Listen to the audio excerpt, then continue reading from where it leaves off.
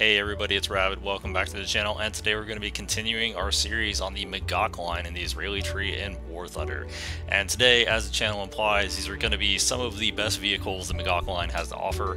All of them are pretty solid for their battle rating, with one small exception, and for the most part they do show off the capabilities of Magachs and what they can be when they are put in the best situation, in that they don't have any major strengths, but they also don't have any major weaknesses.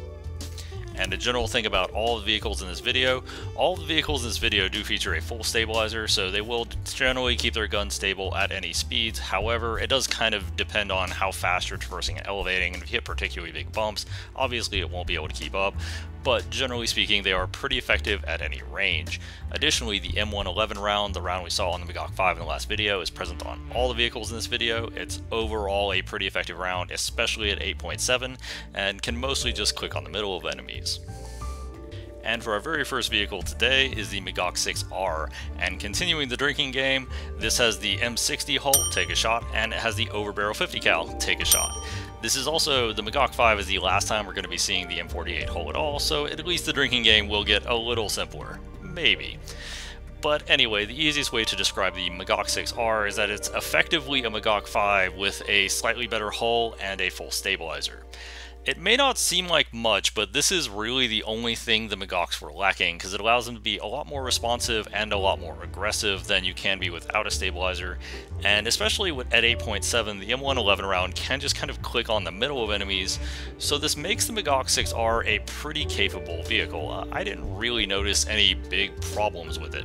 You also continue the pattern of having the Blazer ERA from the previous models, something that we're going to see on basically all but one vehicle in this video, which, while it does lose some of its effectiveness at this battle rating, can still save you from time to time.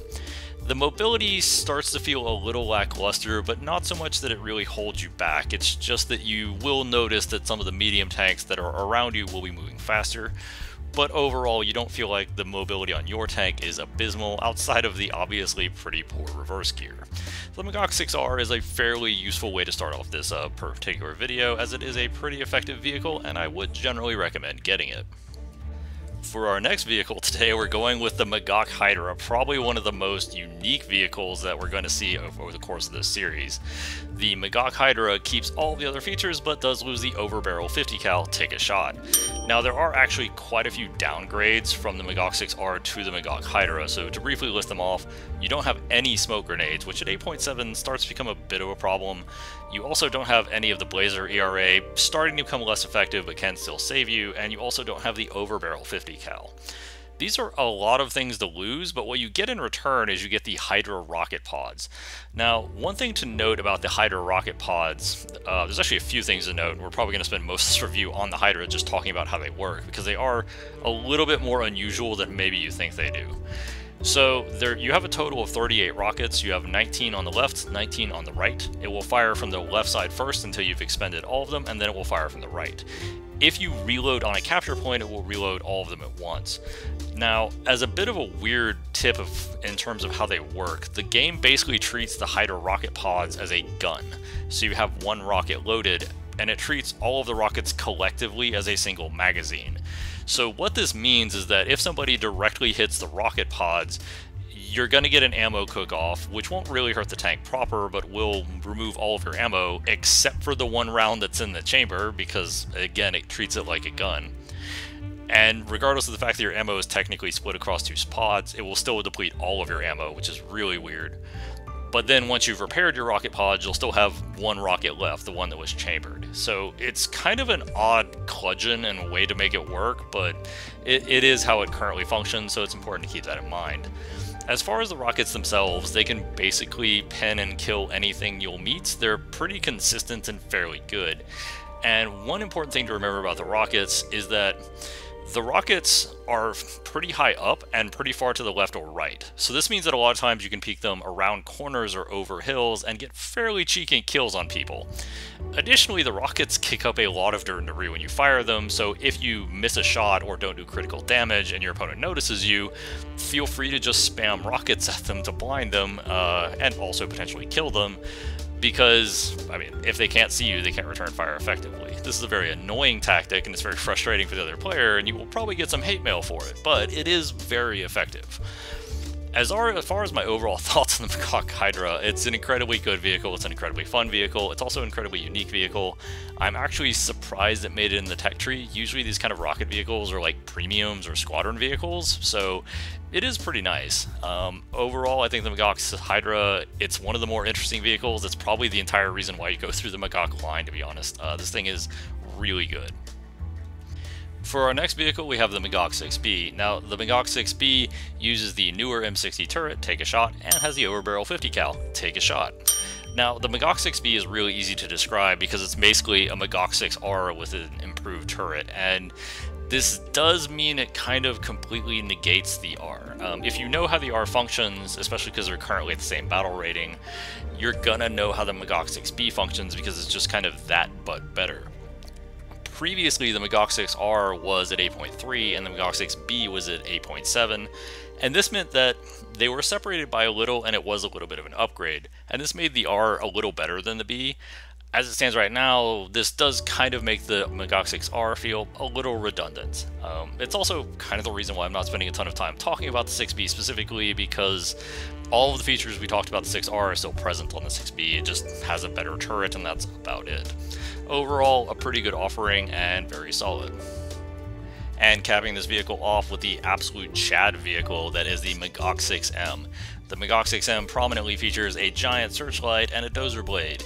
It also features the old M60 turret, Take a Shot, and does not feature an overbarrel 50 cal, Take a Shot. Now, the Magach 6M seems like it's a pure downgrade over the 6B, and until you look at its actual upgrades, it kind of is. Except once you look at its upgrades, you realize it has thermal imaging and a laser rangefinder.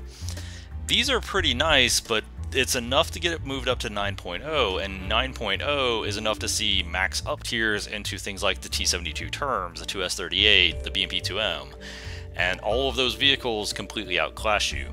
My original observation when going through the 9.0 bracket for when I was doing this originally was that the Magachs in 9.0 seem to see an almost even balance of like matchmaking, because there's so many premium brackets around it that it just kind of gets dragged in every direction.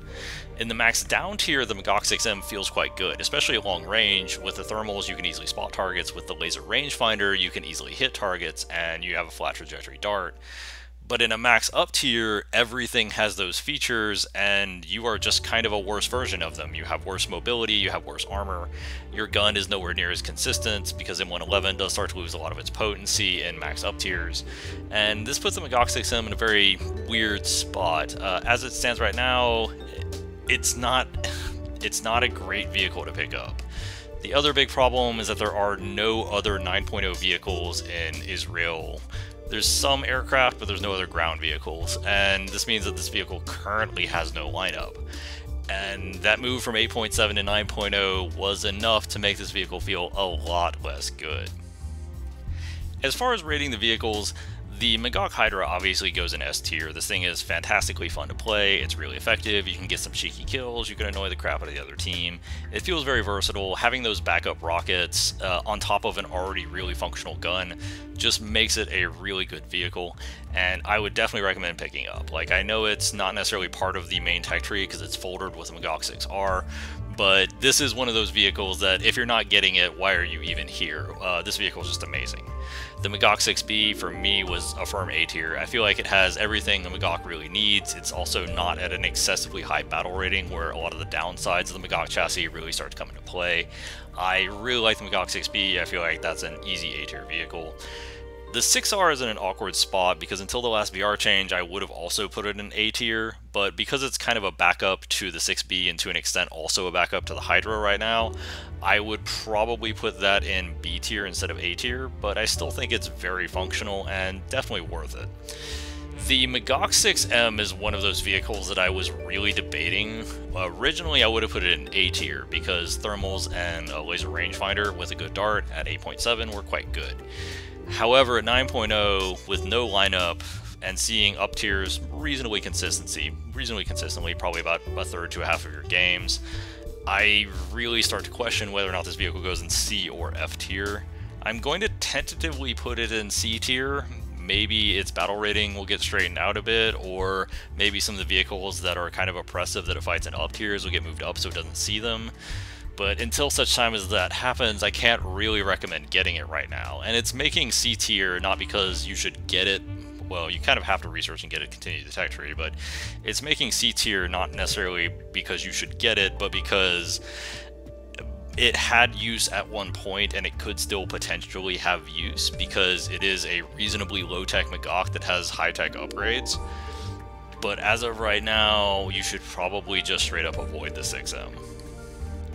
Overall, while the last BR changes did compress these brackets together a little bit more than I would like, most of the vehicles still find a pretty good home. The majority of them are worth getting and spading. The 6M is questionable right now, but hopefully some tweaks to battle ratings will see that be useful in the future because it does have a lot of potential. Overall, I think this is probably as good as you're going to get with the Magachs, and the last video is just going to be a send-off for the series because there really aren't a ton of great offerings after this. I hope you enjoyed the video. Make sure to subscribe if you don't want to miss the last installment of this epic series. Not terribly epic, but eh. And I hope you enjoyed the video. Hope you had fun. Have a nice day, everybody.